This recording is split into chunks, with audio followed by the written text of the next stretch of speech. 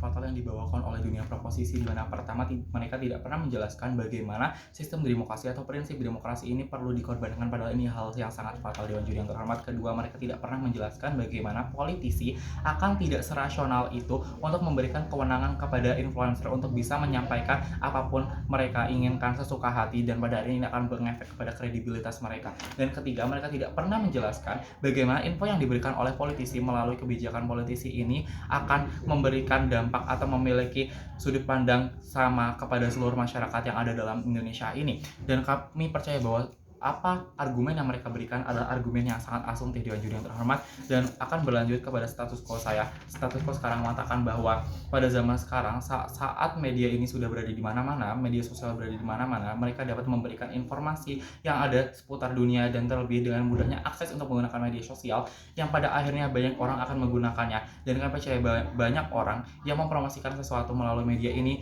dengan menggunakan influencer yang dari tadi dikatakan oleh tim proposisi. Masalahnya di sini adalah kami tidak pernah melihat satupun masalah dalam status quo. Justru masalah akan terjadi jika kita akan mengikuti dunia proposisi, di mana tidak adanya transparansi dalam kebijakan ini dan tidak adanya diskusi publik, dan fungsi kebijakan pastinya akan dipertanyakan Dewan Juri yang terhormat. Tujuan kami di sini adalah kami ingin meningkatkan partisipasi masyarakat melalui promosi yang akan dilebarkan melalui sosial media dengan modal stick kepada status quo untuk mensosialisasikan kebijakan publik melalui sosial media dengan dua beban pembuktian. Pertama, mengapa pelarangan penyebaran dalam sosial media tidak justifikasi, dan kedua, mengapa akan membawa dampak yang lebih buruk. Berlanjut ke argumen saya, pertama, mengapa ini justifikasi, namun sebelum itu mari kita karakterisasikan politisi terlebih dahulu. Pertama, politisi tentunya dipilih sebagai representatif dari masyarakat secara keseluruhan, di mana ini adalah wadah bagi masyarakat untuk memberikan aspirasi mereka, bukan? Tentunya dalam merealisasikan aspirasi, tentunya politisi cenderung menggunakan kebijakan politik seperti apa program yang akan mereka lakukan kepada dalam masa jabatannya, dan tentunya dalam penyampaiannya kami percaya bahwa mereka cenderung menggunakan bahasa yang sangat berhati-hati, dan bahasa seperti ini adalah bahasa yang sulit dimengerti oleh masyarakat. Kami percaya bahwa mereka sebagai masyarakat membutuhkan jembatan untuk mengartikan apa yang sebenarnya politisi tersebut maksud, bukan? Dan kami percaya bahwa influencer adalah salah satunya. Kami percaya bahwa influencer memiliki karakteristik mereka memiliki banyak pengikut yang sebenarnya ini dibutuhkan dalam mempromosikan sesuatu. Dan ini diaplikasikan juga terhadap bagaimana sosialisasi kebijakan ini terjadi. Dengan bahasanya yang sedikit susah, tentunya mereka perlu jembatan, dan menyampaikan ini adalah salah satunya ada menggunakan influencer. Dan tentunya influencer dapat menyampaikan karena tentunya sebelum promosi mereka akan melakukan briefing terhadap bagaimana sebenarnya kebijakan tersebut akan terjadi, kebijakan tersebut mekanismenya bagaimana, dan dampaknya apa terhadap politisi tersebut, bukan? Dan pada akhirnya mereka sebagai influencer akan mengerti ide pokok, dan mereka bisa mempromosikan sejujur-jujurnya bagaimana kebijakan tersebut akan terjadi. Namun sebelum pemerintah akan menyanggah bahwa influencer akan melakukan koalisi dengan pemerintah, kami percaya bahwa influencer ini tidak seirasional itu. Kami percaya bahwa mereka cenderung mengerti bagaimana kebijakan ini sangat penting, dan rasionalitas ini akan terbentuk ketika mereka mengetahui bahwa kebijakan ini adalah sangat penting dan bersifat komunal kepada seluruh rakyat yang ada dalam Indonesia ini. Kami percaya bahwa justru dikarenakan adanya banyaknya pengikut, mereka tentunya bisa mendistribusikan dengan lebih mudah, lebih efektif dan efisien, yang mencakup misalnya banyak area, termasuk area pedalaman atau area rural, area misalnya. Dan misalnya dengan adanya orang yang masih belum mengetahui apa itu sebenarnya kebijakan politik, di mana mereka masih belum tahu menahu mengenai politik dan lain-lain, mereka tanpa sadar bisa memberikan edukasi terhadap mereka, dan pada akhirnya itu akan meningkatkan tingkat partisipasi dikarenakan mereka akan mengetahui bagaimana politik ini akan berjalan dan bagaimana ini akan memberikan dampak kepada mereka. Justru dengan menerapkan modal kami ini akan memberikan edukasi terhadap masyarakat misalnya, dan ini adalah hal yang dijustifikasi. Namun walaupun justru jika bermain di sisi proposisi, ini akan lebih buruk dikarenakan tidak adanya transparansi tentang apa itu kebijakan politik, dan tidak mencerminkan bagaimana ini akan baik, karena pada masyarakat akan muncul narasi bagaimana mereka akan mengatakan bahwa politisi tersebut menyembunyikan apa kebijakan mereka, dan kami tidak akan percaya mereka.